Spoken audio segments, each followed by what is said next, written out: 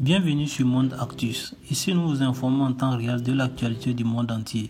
Et si vous venez de nous rejoindre sur cette chaîne, n'oubliez pas de vous abonner et d'activer la cloche de notification. Vladimir Poutine arrive ce lundi en Biélorussie pour une rencontre avec son allié Alexandre Loukachenko. Le porte-parole du Kremlin a toutefois démenti que M. Poutine soit un Biélorusse pour convaincre Minsk de participer directement au conflit.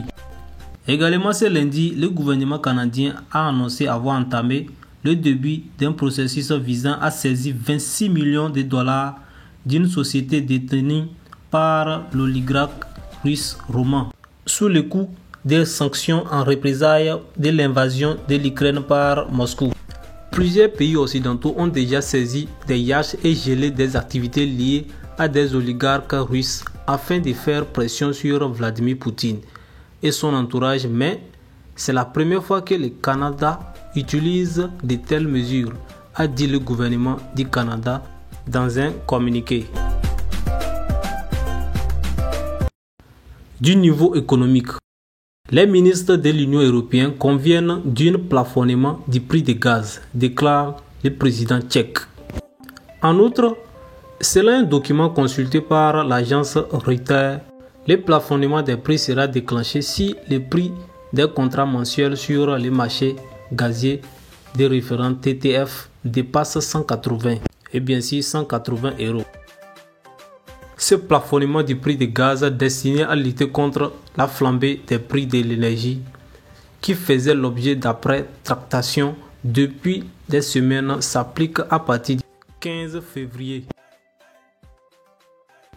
De Moscou, l'armée russe affirme ce lundi avoir abattu 4 missiles HARM de fabrication américaine au-dessus de son territoire dans le ciel de la région de Belgorod, frontalier de l'Ukraine. Les États-Unis ont fourni à l'Ukraine un nombre non précis de missiles AGM-88 HARM.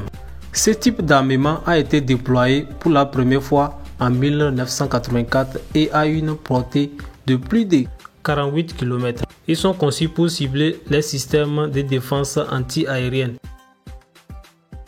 Pour baisser la tension, le président biélorusse Alexandre Loukachenko s'exprime.